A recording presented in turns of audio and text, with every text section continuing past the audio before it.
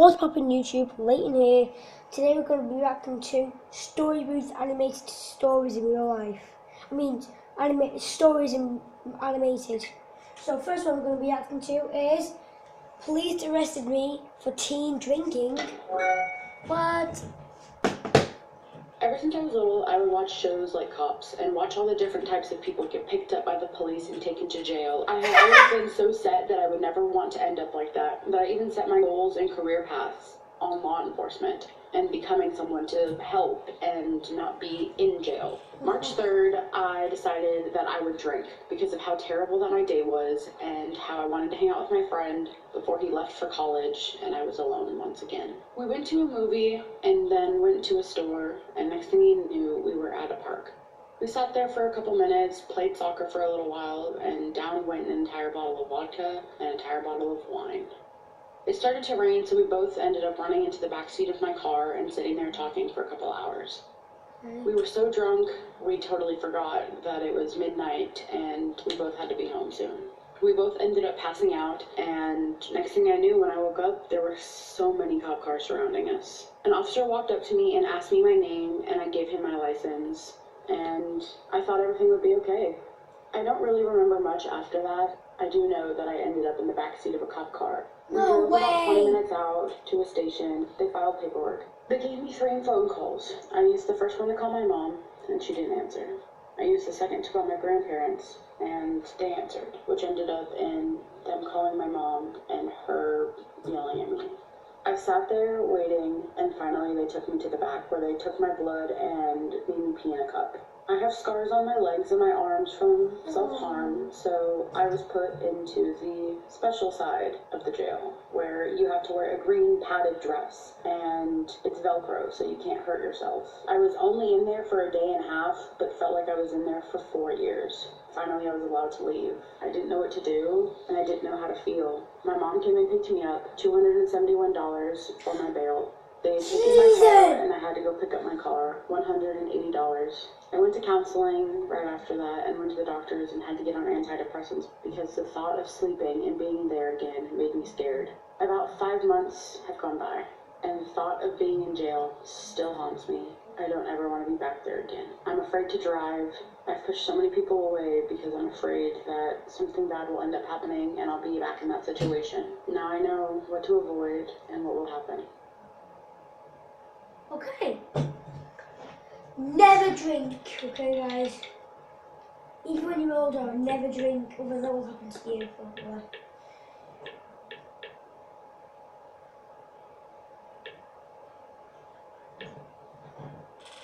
So the next animation movie we'll be watching is called My Friend Committed Suicide.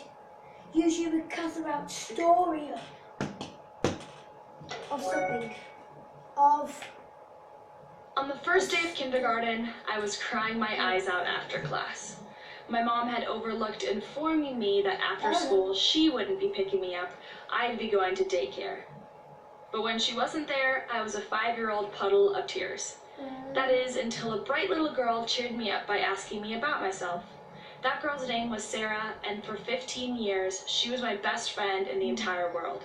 We only lived 2 blocks away from each other, so every morning before school we would bike to the corner of our conjoining streets, awaiting our smiling reunion. Our friendship never faltered. If I needed someone to go to Costco with me for a quick errand, she was my girl. If I needed to go to an awkward high school dance, I was comforted by Sarah's presence. We grew up together and graduated high school as a pair. During college, Sarah developed mental health issues. Her sophomore year was a lonely time for her. Depression and anxiety overwhelmed her, and she came home from winter break seeking treatment. For the next 5 months, she was really suffering. I did my absolute best to support her via text, calls, and FaceTime, encouraging her to give it her all to get better. Unfortunately, at the end of those 5 months, Sarah chose to stop fighting her battle and ended her life. A decision which halted mine. I had never lost someone that close to me. It was just before finals, a challenging time on its own, and I wanted to be able to study so I could finish out my sophomore year strong, but I was really weakened by the grief I was experiencing. It was hard for me to sleep. I tossed and turned at night, unable to stop thinking about how much I missed her. During the day, I felt waves of sadness where all I could do was cry and wish that it was all a bad dream. My journey with grieving, while sad, was healthy. I shared what I was going through with my roommate, Talene, and she would cook me meals when I didn't feel like it and patiently listen to my concerns. My boyfriend provided a reliable source of comfort and endless hugs. I also confided in my occupational therapy professor, who did know what I was going through because her own brother had committed suicide. She gave me plenty of helpful resources, from Why does books she look so happy, to yay? studies of She's like, grief and healthy ways to cope with pain. It's like She that. also wisely said that while I will always have a hole in my heart for Sarah, the wound around that hole that is so tender right now will heal as I find closure. I will never stop missing Sarah. Mental illness is not widely understood. You are allowed to feel pain and, like Sarah, to be tired of fighting mental illness, but you are not allowed to give up. We are all the authors of our lives, and instead of ending your sentence with a period, choose to do so with a semicolon. Breathe, pause, regroup, and then seize another day.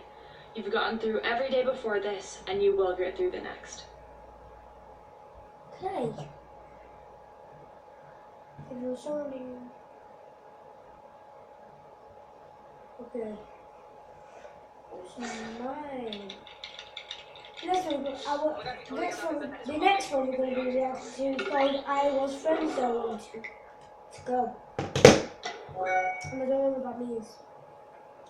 My story begins in the year 2017, where me and my friend Alicia were on Snapchat, and I had a really big crush on this hockey boy at my school. He was really sweet, he was really nice, helpful, and I really liked him. I wanted to confess to him, but was way too scared, so one day in summer, me and my friend Alicia were going across his name, and she's like, hey, why don't we confess to your crush? I'm just like, wait, what? She's like, well, you always wanted to, right? And I was like, yeah, of course I wanted to, but I don't want to confess today. She's like, come on, you want to let him know, right? And if you don't tell him, he'll never know.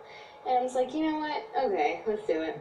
So we got my phone, and she did most of the texting, because I was too nervous. She did a long paragraph saying, I've liked you for a really long time now, and hopefully we can get to know each other, and if it's okay, you don't like me. And I was like, wait, before you send it, I want to read it. And then she sent it. And I was like, what have you done? You just blew up the whole universe with me in it. And she's like, don't worry, I sent it. And I said to her, well, he doesn't know that. So I was panicking the whole entire time. We waited about like 2 hours, and eventually he came back with a response. And I said to her, I don't want to look at it. What if he says no? What if he says yes and it goes all awkward? She's like, do you want me to read it out for you? And I was like, yeah, sure. So she opened it, and I was nervous and excited at the same time. I was covering my eyes, and she opened the snap, and she looked up at me with a sad face. I was like, what is it? And she's like, girl, I'm really sorry. And I thought she was joking, because she's like a really jokey person. She loves to joke around all the time. It's like, okay, what is it? And she's like, this is what he said. Okay, I'm sorry, but I don't really like you the same way. Don't worry, it won't be awkward. We're still good friends. And I was like, what? So I grabbed the phone out of her hand and started scrolling through the messaging, and I saw what he said, and I was like, oh my god. I can't believe we did this, and I can't believe I got this. I shouldn't have told him at all. She's like, don't worry, it's a good thing that you told him now. Now he knows. And it's like, now he knows that he hates me, and now he knows that I'm really nervous to see him at school. So I was upset. Oh, really upset. I didn't cry at all. I was just hiding it in. And then I messaged him saying, oh, it's okay. Thanks for your honesty. Secretly, I was crying inside. And then my friend Alicia turned to me and said, are you okay? And I was like, yeah, I'm fine. Covering the tears. She's like, well, I have to go home. I'll see you later. And I was like, okay, bye. And then the whole afternoon, I didn't know what to say. I didn't know whether to talk to him anymore or just not speak to him at all. So I just left it there. And we're still chatting today, and it's still, like, not awkward. We're still good friends. It's just, God, I wish he knew that I still like him, and I really wish that he liked me. Oh well. Oh well. Well, the final one we'll be reacting to is Bloody Mary. Actually, no. A Totally Gross Twister Ride. Boom, boom. Sorry. Hello, my name is Nancy, Oh. and I'm Kath. And today I want to be telling you about the time we went to the fair. So it all started, we was lining up for this ride, and it was called the Twister. We had been on this before, and we thought it was really good, so we just queued up to go on Was again. she born in a And farm? Nancy had some chewing gum, and she puts it in her mouth, and then we get on to the ride. So the ride starts going fast, Don't you and I was laugh. just having the time of my life. And she started to open her mouth and scream and yell. Well, as we were having fun, I see something. So this little bit of white chewing gum comes flying out of my mouth onto her face. And I just started screaming for her to get it off. And you thought it was funny, and it wasn't. It landed right in her nose, and then the wind took it with it at the end. It like moved across my face, and it was disgusting. But I thought that was absolutely hilarious. And I'm not happy with the result that happened because I just got some slather on my face. And she just said, "Oh, I'm so sorry." I'm like, sorry doesn't get the water off my face. So then the ride came to an end and I jumped off. So that's our story by Nancy and Kath. Bye!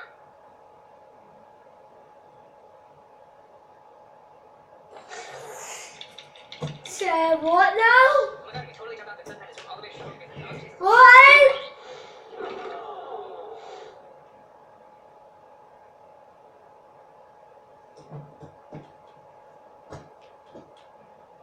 Actually, let's react to this last one.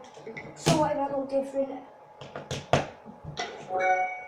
It's the last one, Paris. I was born with a rare syndrome called tilted disc syndrome. It affects 1 to 2% of the population, and I was one of the unfortunate ones to get it. This caused my eye to be in this awkward location. My parents didn't notice it until I was 3, and when I finally went to the doctor for the first time to see about the problem, they said they couldn't do anything about it.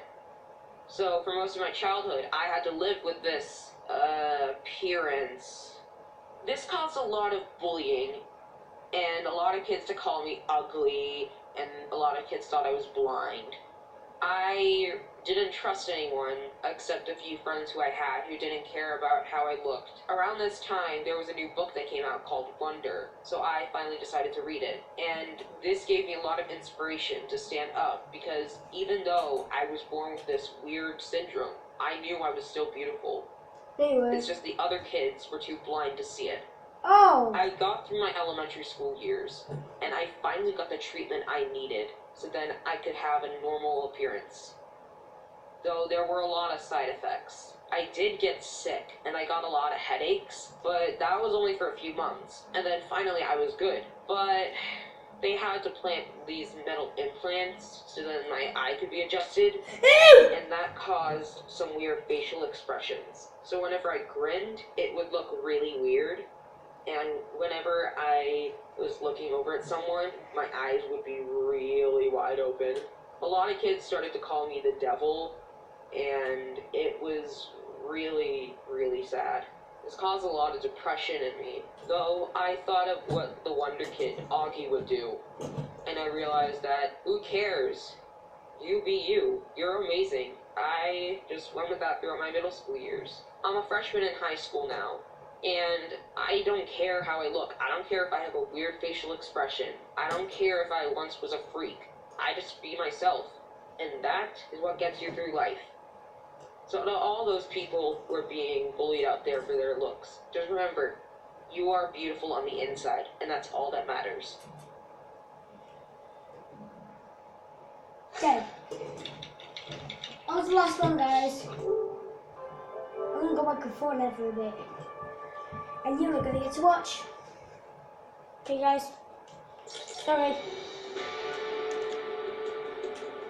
As always, system is out.